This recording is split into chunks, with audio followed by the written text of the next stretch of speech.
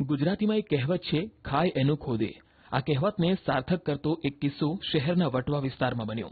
જ્વેલર્સમાં કામ કરતો કર્મચારી અન્ય સાગરીતો સાથે મળીને ભેળસેળવાળી સોનાની ચેન ગીરવે મૂકીને રોકડી કરતો.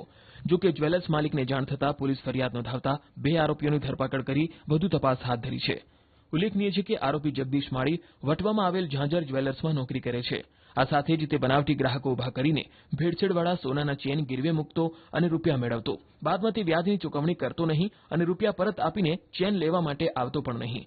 જો કે સમગ્ર મામલે માલિકને શંકા જતા તેમણે વધુ એક ચેન ગીરવે મૂકવા આવેલા શખ્સને દબોચીને પોલીસના હવાલે કરતા સમગ્ર કાંડનો પર્દાફાશ થયો. ત્યારે સમગ્ર મામલે હવે પોલીસે ગુનો નોંધીને આરોપીઓ સામે કાયદેસરની કાર્યવાહી હાથ ધરી છે.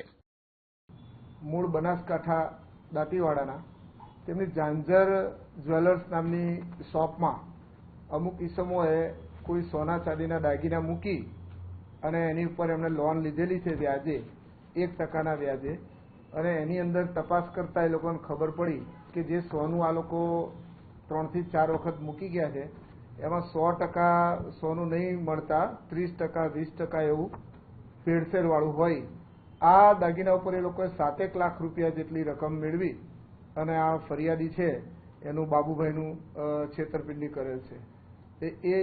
એ બાબતે વટવા જે ડિસ્ટાફ છે અને વટવાના પોલીસ ઇન્સ્પેક્ટર છે તેને તપાસતા અંતે 2 ઈસમોને ધરપકડ કરેલ છે અને આની અંદર વધુ રિકવરી અને વધુ કેટલી જગ્યાએ ગુના કર્યા છે, કેટલા માણસો આ રીતે ઇન્વોલ્વ છે, કેવા ડોક્યુમેન્ટ અને દાગીના કઈ જગ્યાએ બનાવેલા છે, અને આ ઓછા કિંમતના ઓછા સોનાવાળા દાગીના છે એ આ જગ્યાએ ગીરવી મૂકી અને એની ઉપર આ લોકોએ પૈસા મેળવેલા છે.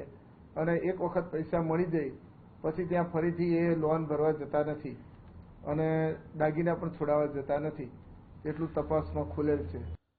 ગુજરાતીમાં એક કહેવત છે, ખાય એનું ખોદે. આ કહેવતને સાર્થક કરતો એક કિસ્સો શહેરના વટવા વિસ્તારમાં બન્યો. જ્વેલર્સમાં કામ કરતો કર્મચારી અન્ય સાગરીતો સાથે મળીને ભેળસેળવાળી સોનાની ચેન ગીરવે મૂકીને રોકડી કરતો. જો કે જ્વેલર્સ માલિકને જાણ થતાં પોલીસ ફરિયાદ નોંધાવતા 2 આરોપીઓની ધરપકડ કરી વધુ તપાસ હાથ ધરી છે. ઉલ્લેખનીય છે કે આરોપી જગદીશ માળી વટવામાં આવેલ ઝાંઝર જ્વેલર્સમાં નોકરી કરે છે. આ સાથે જ તે બનાવટી ગ્રાહકો ઉભા કરીને ભેળસેળવાળા સોનાના ચેન ગીરવે મૂકતો અને રૂપિયા મેળવતો. બાદમાં તે વ્યાજની ચૂકવણી કરતો નહીં અને રૂપિયા પરત આપીને ચેન લેવા માટે આવતો પણ નહીં. જો કે સમગ્ર મામલે માલિકને શંકા જતા તેમણે વધુ એક ચેન ગીરવે મૂકવા આવેલા શખ્સને દબોચીને પોલીસના હવાલે કરતા સમગ્ર કાંડનો પર્દાફાશ થયો. ત્યારે સમગ્ર મામલે હવે પોલીસે ગુનો નોંધીને આરોપીઓ સામે કાયદેસરની કાર્યવાહી હાથ ધરી છે.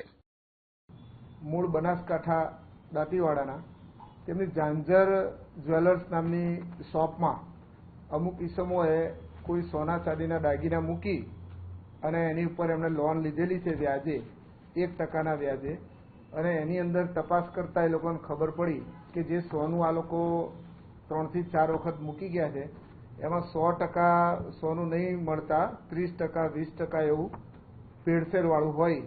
આ દાગીના ઉપર એ લોકોએ 7 લાખ રૂપિયા જેટલી રકમ મેળવી અને આ ફરિયાદી છે એનું બાબુભાઈનું છેતરપિંડી કરેલ છે. એ બાબતે વટવા જે ડિસ્ટાફ છે અને વટવાના પોલીસ ઇન્સ્પેક્ટર છે તેને તપાસતા અંતે 2 ઈસમોને ધરપકડ કરેલ છે અને આની અંદર વધુ રિકવરી અને વધુ કેટલી જગ્યાએ ગુના કર્યા છે, કેટલા માણસો આ રીતે ઇન્વોલ્વ છે, કેવા ડોક્યુમેન્ટ અને દાગીના કઈ જગ્યાએ બનાવેલા છે, અને આ ઓછા કિંમતના ઓછા સોનાવાળા દાગીના છે એ આ જગ્યાએ ગીરવી મૂકી અને એની ઉપર આ લોકોએ પૈસા મેળવેલા છે.